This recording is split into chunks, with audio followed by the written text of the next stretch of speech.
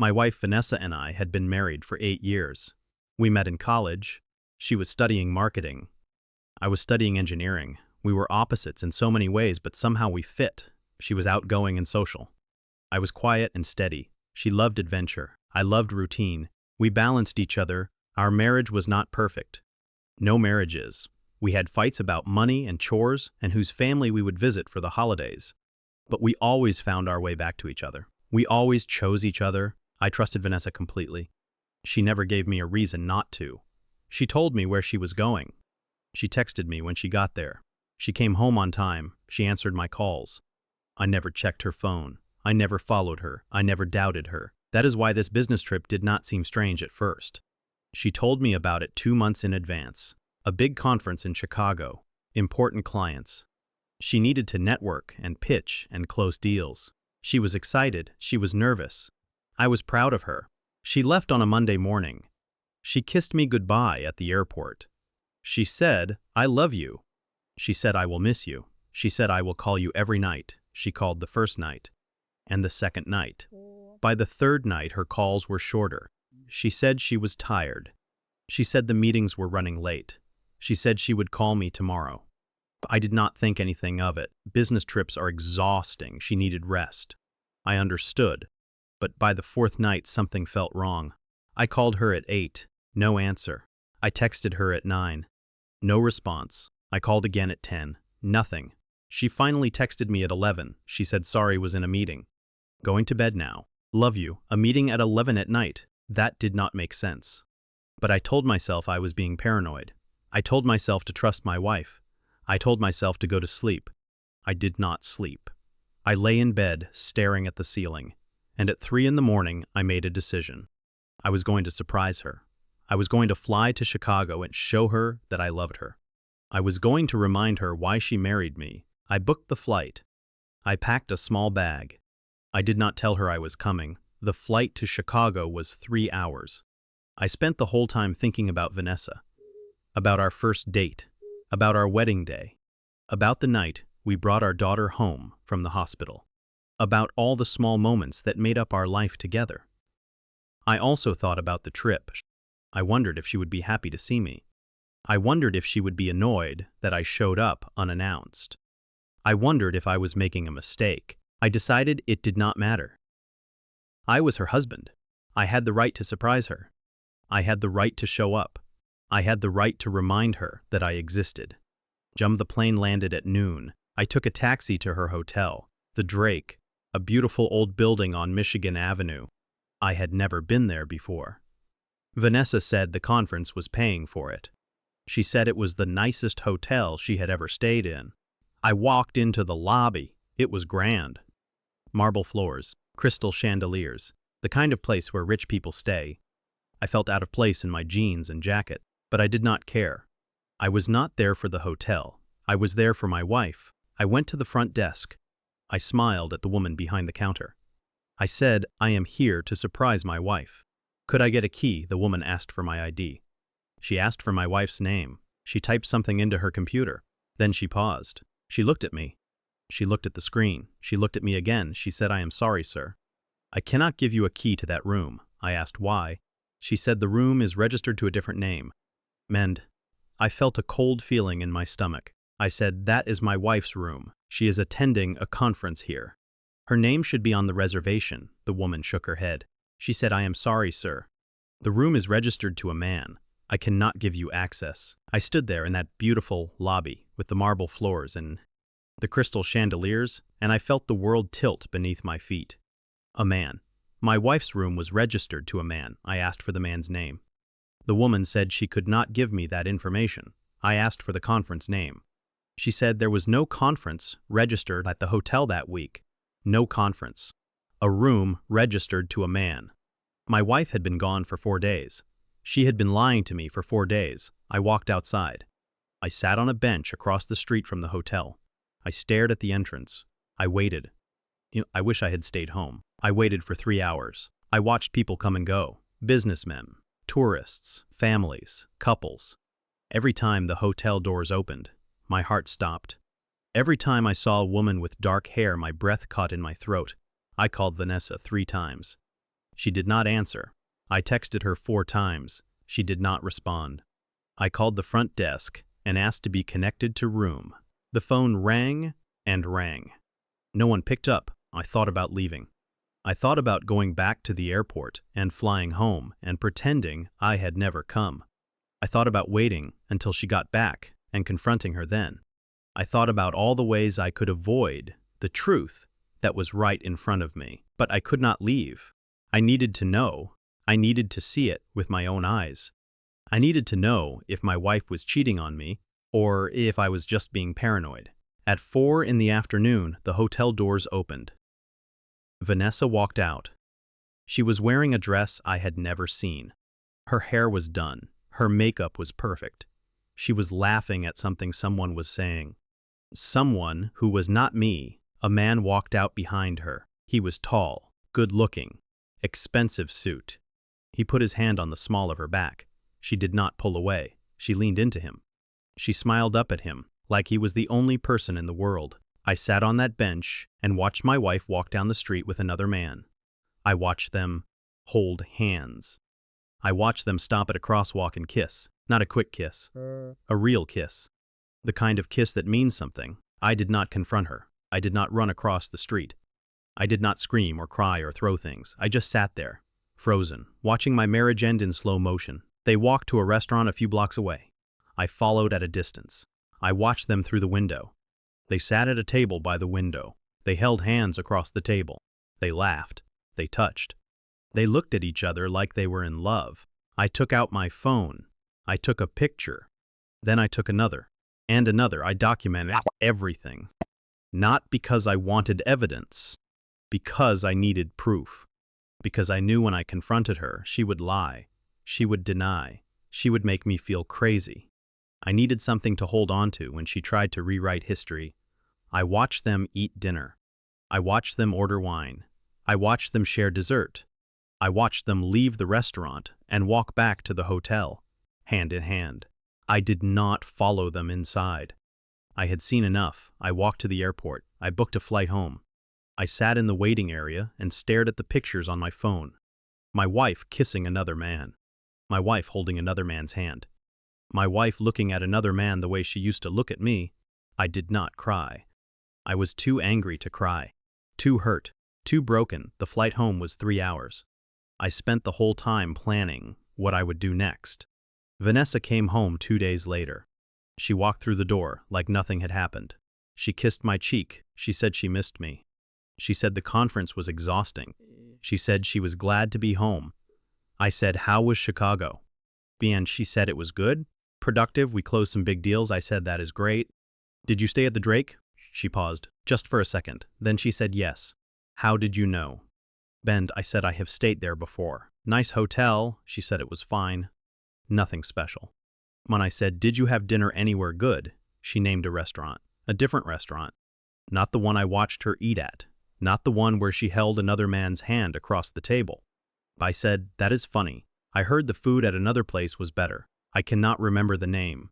It was on Michigan Avenue. A French place." She said she did not go to any French places. She was too busy with work. I pulled out my phone. I opened the photos. I handed it to her. She looked at the screen. Her face was pale. Her hands started shaking. She looked at me. She looked at the phone. She looked at me again. She said, "David, I can explain." I said, "Please do." She said, "He is just a colleague. Nothing happened. We were just having dinner." I said, "You were holding his hand.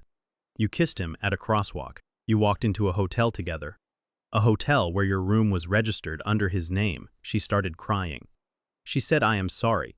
I am so sorry. It did not mean anything. It was a mistake." I said, "A mistake is forgetting to buy milk. A mistake is missing a turn on the highway. A mistake is not an 8-month affair." She froze. 8 months. She had not told me 8 months. She had not told me anything. I did not know about 8 months. I was guessing. I was bluffing. Her face told me everything I needed to know. I said, "How long, Vanessa?" She said, 8 months. I said his name. She said, "Mark." "Ma'am," I said, "Does he have a wife?" She nodded. I said, "Does she know?"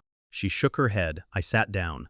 I looked at the woman I had loved for 8 years, the mother of my child, my partner, my friend. I did not recognize her anymore. I said, "Pack your things." "You need to leave," she begged. She pleaded. She promised to end it. She promised to go to counseling. She promised to do anything. I said, "You should have thought about that before you spent 4 days in a hotel room with another man while I was at home taking care of our daughter." She said, "Please, David, do not do this." I said, "Pack your things or I will pack them for you." She packed. She left. She went to her mother's house. I stayed in our home with our daughter and tried to figure out how to put the pieces of my life back together. The next morning I started digging. I checked our phone records. I found hundreds of calls to a number I did not recognize. I checked her email. She had left it open on the family computer. I found messages between her and Mark. Months of messages. "I love you. I miss you. I cannot wait to see you." I found hotel receipts, dinner receipts, gift receipts. He had bought her jewelry. She had bought him watches. They had been spending money on each other while I was working overtime to pay our mortgage. I found something else. A text exchange where Vanessa complained about me. She called me boring. She called me predictable. She said I did not excite her anymore. She said Mark made her feel alive. I read those words and felt something break inside me. Something that had been holding me together for 8 years. Something that would never fully heal. I saved everything. Screenshots, call logs, receipts. I organized it all in a folder. I did not know what I was going to do with it, but I wanted to have it. I needed to have it, because Vanessa had already started telling people a different story. She told her mother that I was controlling. She told her friends that I was jealous. She told anyone who would listen that I had made up the affair because I was insecure and paranoid. Mad. She was rewriting history. She was making herself the victim. She was making me the villain. I decided I would not let her. I hired a divorce lawyer, a woman named Rebecca. She was tough, direct. She did not offer sympathy. She offered strategy. She asked what I wanted. I said, "I want full custody of our daughter. I want the house. I want her to pay child support. I want her to pay alimony. I want her to leave this marriage with nothing but the clothes on her back." Rebecca asked if I had evidence. I showed her everything. The photos, the texts, the call logs, the receipts. She looked through it all. She smiled. She said, "This is a goldmine. She has been lying to you for 8 months. She spent marital assets on an affair. She left your daughter to go cheat on you in another city. The judge is going to destroy her." I asked what I should do next. She said nothing. Let her dig her own grave. Do not engage. Do not argue. Do not defend yourself. Just let her talk. Let her tell her lies. Every time she opens her mouth, she gives us more ammunition. I followed Rebecca's advice. I did not respond to Vanessa's texts. I did not answer her calls. I did not defend myself to her friends or her family. I just waited. I gathered more evidence. I built my case. Vanessa did not know what was coming. The divorce took a year. A year of lawyers and depositions and court dates. A year of Vanessa crying and lying and blaming me for everything. She told the court I was emotionally abusive. She told the court I had isolated her from her friends. She told the court I had made up the affair because I wanted to steal her money. Her lawyer asked if I had proof of the affair. I handed over the folder, 300 pages of evidence. Photos, texts, call logs, hotel receipts, dinner receipts, gift receipts, a timeline of every lie she had told, a map of every place she had been with him. The judge read through the evidence. She asked Vanessa if she disputed any of it. Vanessa said the texts were taken out of context. The photos did not prove anything. The receipts were for work-related expenses. The judge asked if work-related expenses included a weekend at a romantic bed and breakfast in Vermont. Vanessa had no answer. The judge ruled in my favor. I got full custody of our daughter. I got the house. I got child support. I got alimony. Vanessa got supervised visitation every other weekend. She got to pay my legal fees. She got to leave the courtroom with nothing but the shame of what she had done. She cried when the judge announced the decision. Real tears this time, not performance tears. She had lost everything. Her daughter, her home, her reputation, her future. I did not feel sorry for her. She had made her choices. She had lied to me. She had cheated on me. She had left our daughter to go sleep with another man. She had tried to make me the villain. She got what she deserved. It has been 2 years since the divorce. Vanessa sees our daughter 6 days a month, supervised. She is not allowed to be alone with her. The court decided she was a flight risk. They were afraid she would take our daughter and disappear.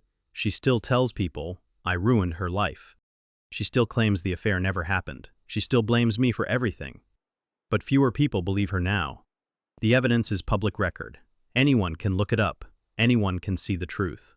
Meaned, I do not talk about her anymore. I do not defend myself. I do not explain. The people who matter know the truth. The people who believe her were never on my side to begin with. I kept the house. I redecorated. I made it mine. I made it my daughter's. We have a garden now.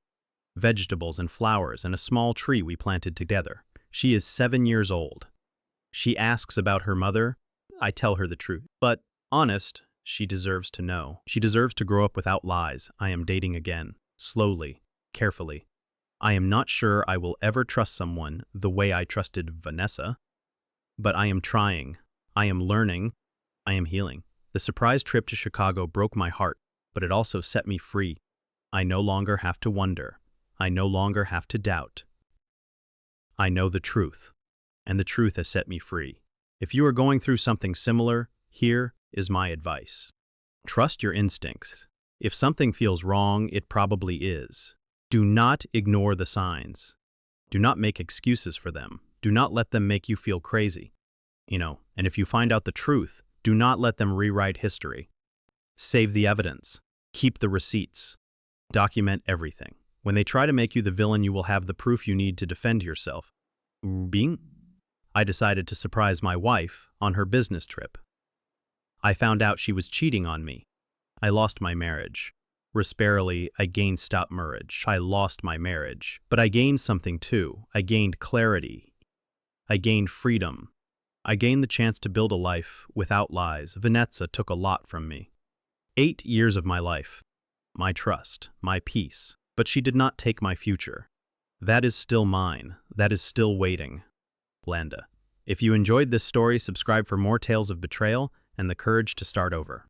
Click the bell for notifications. And remember, the person who cheats on you does not define you.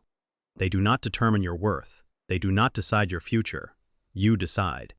And you are stronger than you know.